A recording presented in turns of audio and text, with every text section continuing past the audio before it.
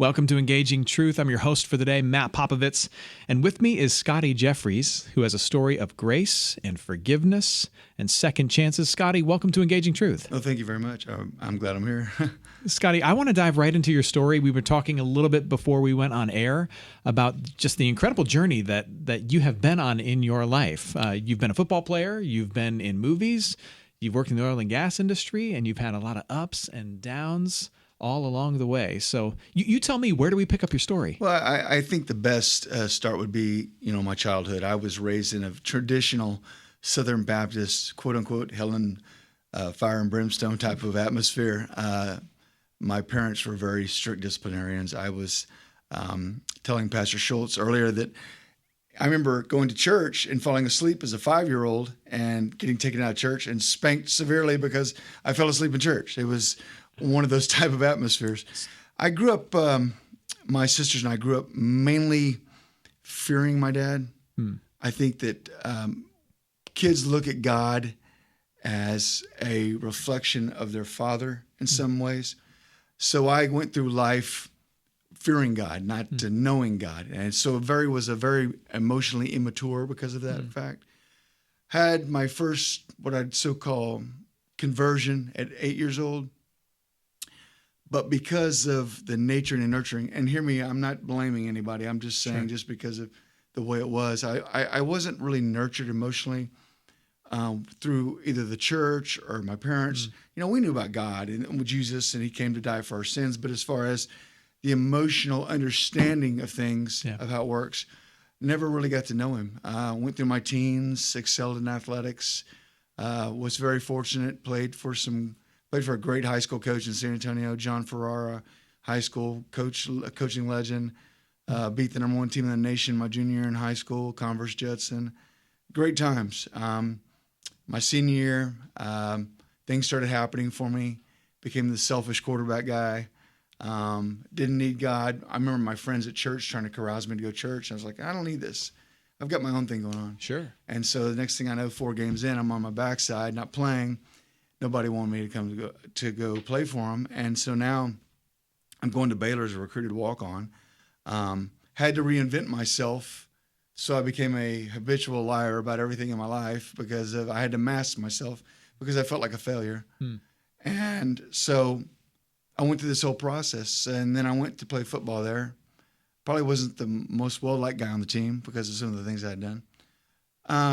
But God kept showing his face to me and kept showing his grace to me.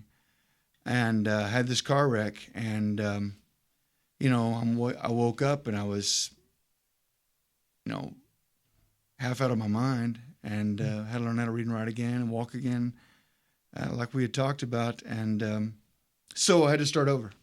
So this is at Baylor. You have the car wreck. Yeah, so I'm back home now in San Antonio. Yeah. Going through rehab and had no patella in my knee, couldn't walk. I lost over 100 pounds from the car wreck. Yeah, so football was over at that point. Yeah, but in my mind, it was still there. But, holding on to hope. So, starting over. And I told Pastor Schultz earlier, I did not know Christ. Through all that, I was always seeking and searching for something to grab onto. Still, my dad's in the picture, and he's, you better do right or I'm going to, that kind of thing. It's still fear-based. Yeah, fear-based. I love my father, don't get me wrong, but it's just one of those things. I was just scared of him. And so he passed away in 2013. I didn't become a Christian. I was 45. Wow. I didn't come to know God till I was 45. And I didn't understand, looking at my dad and wanting my dad to be that guy who led me in my whole life. And it was just the way he was raised, and I don't blame him, and I've forgiven him. It's just one of those things that happens in that older generation, A lot of people are that way, and so he, when he passed away, I said, you know what? I've always seen God as my father, so I'm gonna get to know him. Yeah, and so I did, and it's a daily process. I mean, he's brought me a wonderful woman. I can't even imagine the woman he'd have brought me. But it's a daily thing, understanding what his word means and understanding what it means to be a Christian. We talked about earlier about this people this new religion, the prosperity gospel thing that's going on, and people have this vision of God's going to do all this stuff for you, and there's just what's in it for me kind of attitude. Sure, yeah. And now laying it out and saying, you know what, I need to know God. I need to know what He requires of me. And it's not about laws and rules. It's about having a relationship with Him daily. Yeah. So you feel as though it sounds like your relationship with your father was a barrier to having a fulfilling relationship with God the Father, right? I can't. I don't want to sound like I'm blaming anybody again, but I think that parents have the capacity and the ability for them to not to react to things, to listen, and I think that's what God requires us, wants us to do to Him, to talk to Him, and back, we need to listen to what He's saying to us. Well, I think it's helpful for our listeners who can hear in your story that there is at times, or there can be, earthly baggage that clouds and gets in the way of the heavenly relationship. Absolutely. And it's not to blame things. It's just in a broken world, earthly stuff can cloud our understanding or build a barrier between us understanding, grasping, or reaching out for the things of God. Right. I mean, you could come from the greatest family in the world. I mean, you could be whoever you are and have this fantastic family, but sometimes parents don't put forth the effort in emotionally developing children, and especially in a spiritual aspect of their life, that they grow, spiritually. And I always felt like that if I ever had the chance to be a father, that's something that I'd focus on my child. I love my dad, don't get me wrong, but it's just one of those things I didn't experience. Yeah. So what is it that you understand about God now that you had no understanding of in your worst moments? Well, right now I'm doing this. I'm doing a thing where I'm getting to know Jesus and knowing who He was, and when he came, and what His purpose was, and of course how it correlates with the Old Testament and the New Testament. But understanding who He is in my life and what He requires of me daily, and that's fellowship, that's honoring Him, putting Him first in my life in every aspect, whether it be my marriage, my job, my finances, everything that I have to deal with on a daily basis. Working in the film industry. I mean, sometimes you look in the film industry and it's not cool to be Christian. It's not. Kirk Cameron's up for it. And I admire him. But you know what? It's like, why do I even worry about that, man? Yeah. Because he's the one I'm going to answer in the end anyway. This periodical being a guy at the moment is doesn't mean as much to me as pleasing my Heavenly Father and knowing that at the end of the day He's going to tell me, "A servant, well done." Yeah, that's important to me. So what I know is true about me and so many other people that I know who are people of faith is that we come to understand the heights of God's grace only in contrast to an encounter with the depths of our sinfulness and our brokenness. Right. And it sounds like the same is true for you. You have a keen understanding of just how forgiving God can be because you know just how broken and bad you can be. Yeah, I mean, absolutely. Well. So for our listeners, paint for us a picture, if you're willing to go there. Yeah. Paint for us a picture of Scotty in his worst moment. Drugs, a lot of them. Cocaine, methamphetamine, injected things, ecstasy, slept around, didn't care. It's a feeling of worthiness of you, that you're worth something. And I guess at that point in my life, I just didn't really care. And so you're trying to feel putting all this junk in your body to feel this void of what Jesus could give me. Now, it's not a cocaine high or a methamphetamine high, but it's Jesus in my life and having that feeling of everything's gonna be all right. I never trusted God like that. Right. Throughout your life, had you felt pressure or an internal drive to prove yourself and to perform and to be something for everybody around you? Oh yeah. And that comes from that comes from insecurity in our life. And when we have insecurity, when we put everything in this world on what we are versus who we are, that's where that insecurity came from. And that's what it came from for me. I've had to go back and apologize to people, man.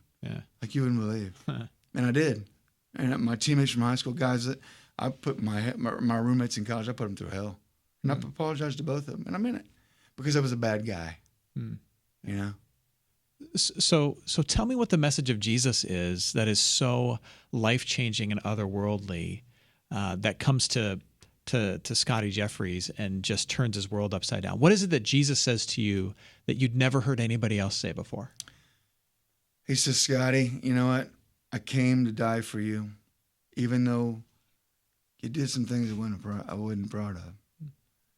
You misrepresented yourself. You misrepresented your family. And you've misrepresented me a few times. But I still love you.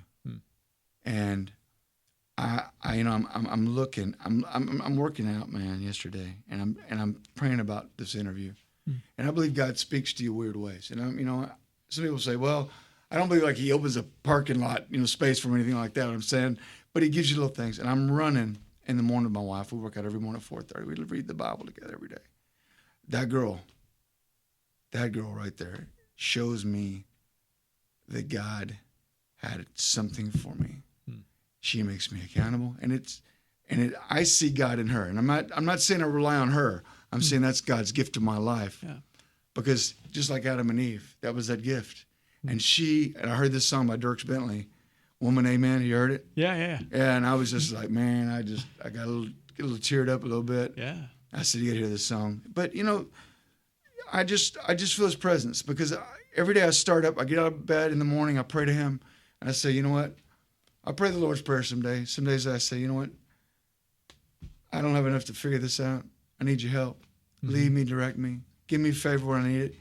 Whatever your plan is, not my plan, that will be done. And that's a hard thing to do sometimes. Oh yeah, to submit your life to somebody else. I mean, but that's the essence of faith, right? It's handing over your well-being, handing over control to something higher and something greater. Absolutely. And as I've gotten to know Him more, I'm more in tune with Him. I can hear Him. So the thing for me that's been most fulfilling is that relationship. And I know He's there. I feel Him. I hear Him. I talk to Him daily. It's not something where I go, hey, God, I need this, need that. It's maybe in my car, maybe in the morning. It's with Julie. Whatever we do, it's our focus in our life, our business, my career. I haven't worked 4 years as an actor because God said it's not right yet. You don't have that. It's not there yet. I audition for things. It's like, it's not right. It's not where He wants me to be. Yeah. So I have to be patient. Yeah. Well, for a person who's been successful on the football field, who's done fun things like being in movies, being in television, successful in oil and gas, it must be really otherworldly to hear a message that comes from Jesus that says, "I want nothing from you." When you're an athlete, you perform for coaches and for teammates and for people in the stands. When you're an entertainer, you perform for the people who are going to pay to come and see what you do. When you're in oil and gas, you're serving clients, you're serving the industry. But Jesus comes to Scotty Jefferies and says, I need nothing from you and give you everything. And for a person who's performed and met the mark and proved his worth by being great at all these different things, that's a message that can turn things upside down. Do you ever struggle with that? Like Jesus says to you, I don't need anything from you, nothing. Well, I always tell my wife this. I say, He really doesn't need me. He's got all He needs, But that's just the way I look at it. But I want to please Him. Yeah. I want to have a relationship with Him. Yeah. I want to have that relationship with my Heavenly Father because I never really got to know my dad. And I know that He's my source and my resource. Yeah. And He gives me everything that I have. And I know, fathers do that. They don't want anything back. They just love you. Right. They don't want anything back in return. Yeah. But that's for me. It makes me want to love Him that much more. Yeah. Because of it, and it makes me want to be disciplined. It makes me want to live my life right. It wants me to be a reflection of Him in my business, how I talk. I used to have loose lips. I say whatever I want to say. Be cool, whatever. But now I sit down and I say, how am I going to handle this? And that's important for our listeners to hear, because I think that many people, when they hear someone saying that they reform their whole life around serving and honoring Jesus, it sounds like a life of obligation, a life of have to, a life of burden, of another person to try and please. But what you're talking about is this encounter with someone who says, I love you and need nothing from you, but yet I want you. I don't need anything from you, yet I want you, and I have all of this stuff for you. This true one-way love from God towards us, that it stirs up a desire to serve and a desire to please and a desire to honor and worship that is not a have to, but it's a get to. Right. Yeah, it's motivated by this sense that I know that I'm loved and forgiven. Right. And I mean, if we don't need anything in life, that's our pride taking over. You know, and I feel like for me, it's just wanting to love him because and I see his grace, man, daily. It's just the things he does in my life. I mean, it's countless. So there's someone listening right now, I'm certain, who is burnout, strung out, at rock bottom, proverbial rock bottom. They're at the worst place, a place where you have been, and they think that they are the exception to the rule of God's great grace.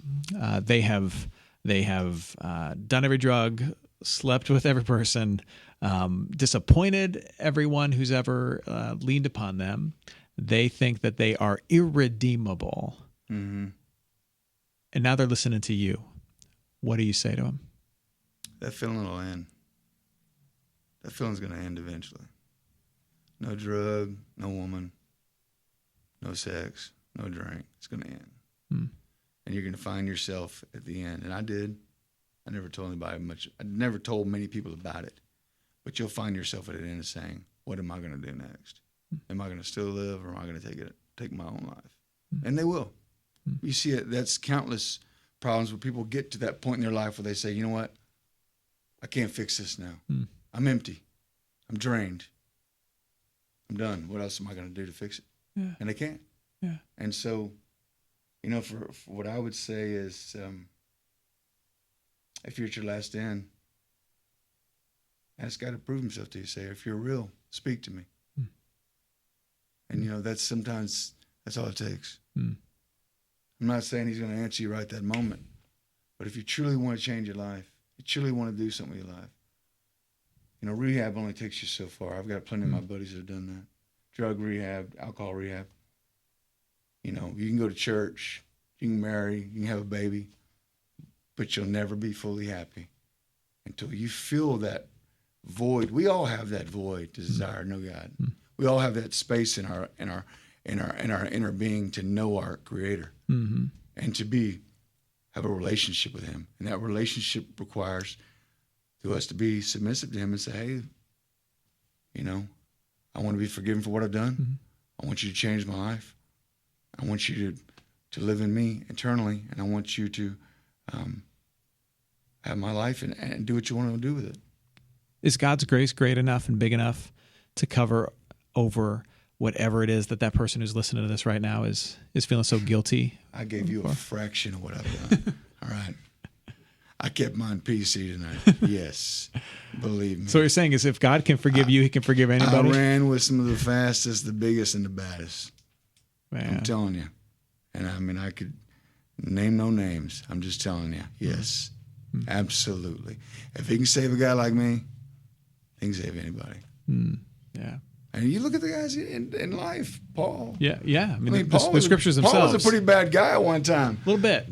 Yeah. And that's the thing, you know, again, for our listeners who aren't familiar with the scriptural story, the Bible isn't full of saints. No. There's only one saint, so to speak, in the scriptures. It's Jesus. Yeah. The rest is, I mean, it's a tale of misfits and burnouts, and complete rejects who God plucks out of their life and says, "You're good enough for me because I'm good enough for you." That's right. And says, "I'm going to use you, and I'm going to utilize you in my story, and my grace is going to cover over you."